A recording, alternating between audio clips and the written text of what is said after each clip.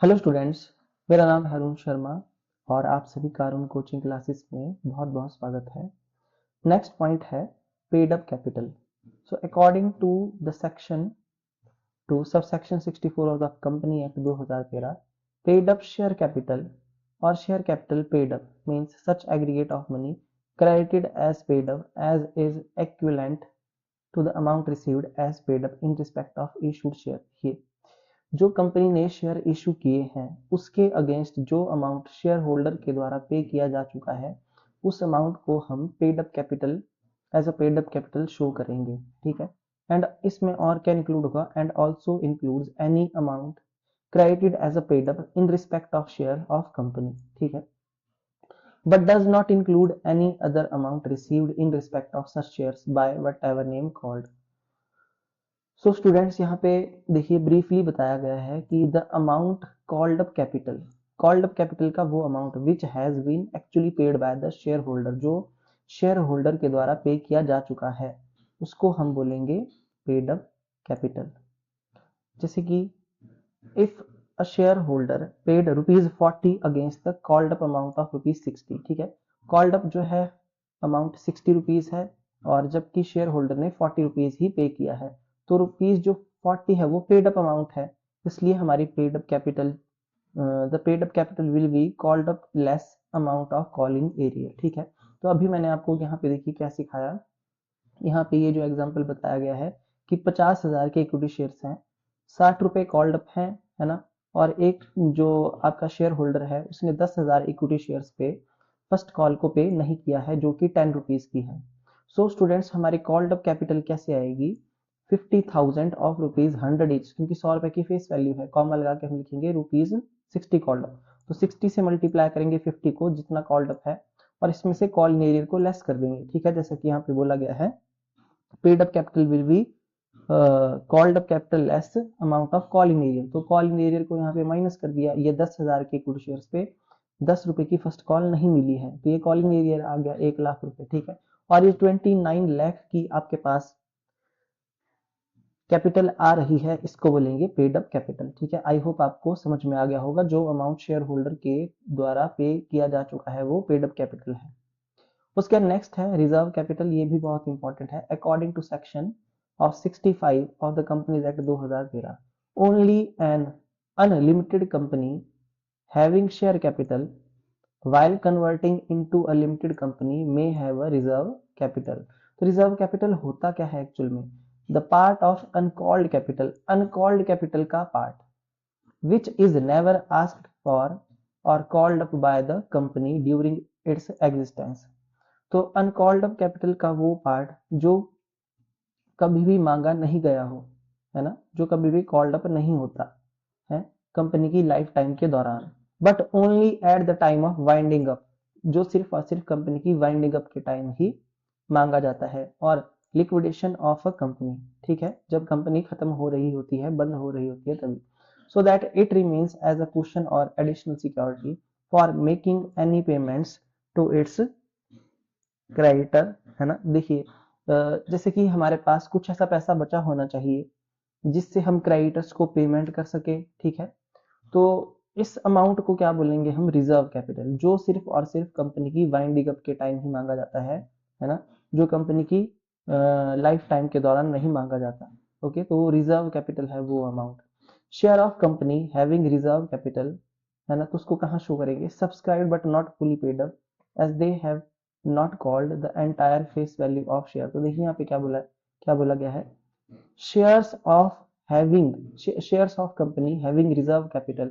देखिए ऐसी कंपनी जिसके पास रिजर्व कैपिटल है are shown as subscribed but not fully paid up as they have not called the entire face value of the share. So वो यहाँ पे बोलने का मतलब क्या है? ऐसी कंपनी, ठीक है, जिसके पास रिजर्व कैपिटल है ना, तो उसके जो शेयर्स की वैल्यू होगी, है ना, मतलब जो उसके शेयर्स होंगे उसको subscribed but not fully paid up में दिखाया जाएगा। जैसे कि जो ये कैलकुलेशन यहाँ पे बताई गई है, subscribed but not fully paid up में दिखाया जाएगा। क्यों? क्योंकि यहाँ पे कंपनी ने पूरी एंटायर फेस वैल्यू शेयर की जो है वो कॉल्ड नहीं की है। ठीक है।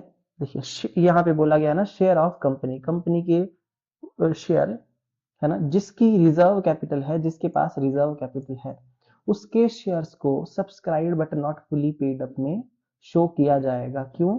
क्योंकि उसने एंटायर फेस वैल्यू को नहीं मांगा है। ठीक है, आई होप आपको बात समझ में आ गई होगी। ठीक है, उसके बाद नेक्स्ट हमारे पास है कि रिजर्व कैपिटल और कैपिटल रिजर्व में क्या डिफरेंस है। सो स्टूडेंट्स, ये बहुत ही ज्यादा इंपॉर्टेंट टॉपिक है ना।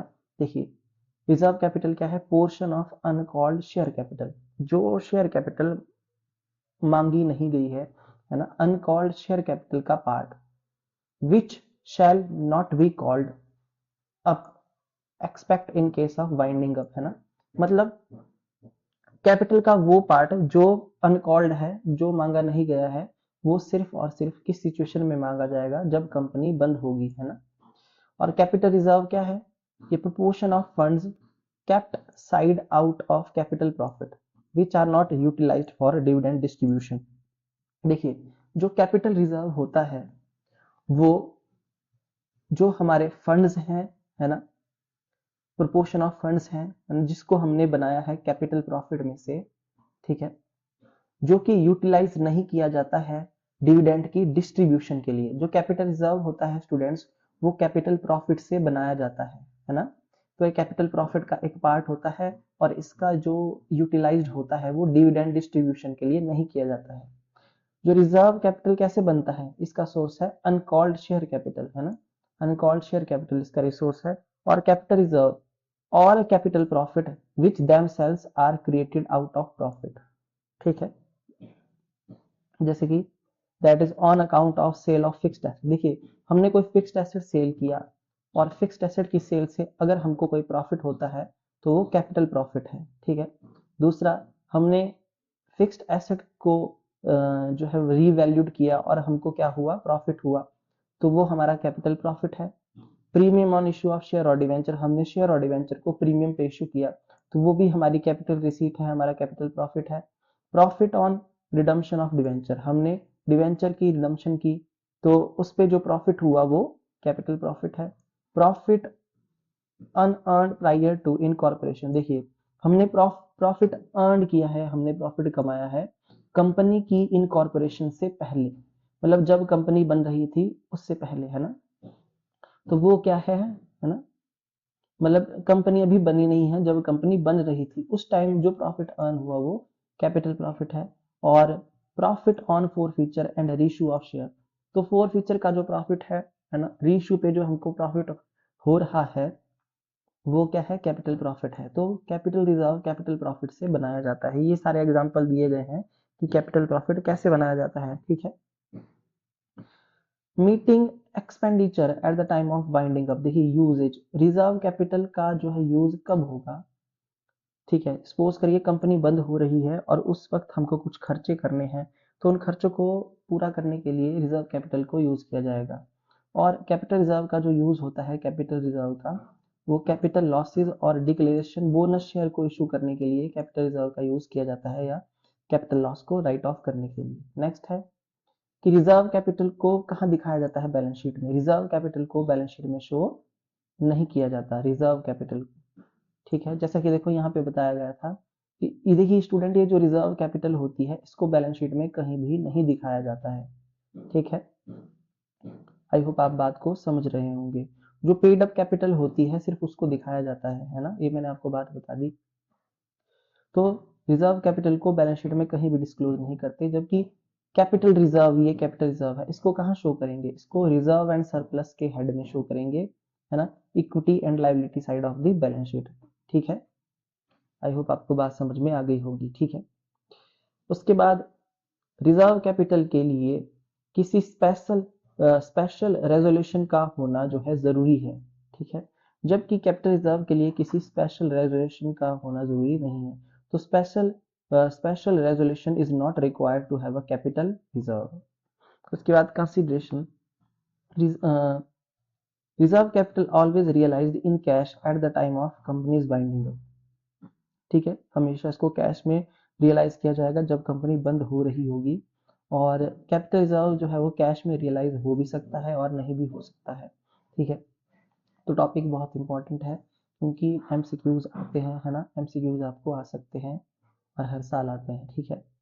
अब स्टूडेंट्स नेक्स्ट टॉपिक हमारा यहाँ पे फॉर्मेट ऑफ बैलेंस शीट है, पर जो मैं आपको नेक्स्ट लेक्चर में करवाऊंगा, है ना। आज के लिए इतना ही। Thank you so much.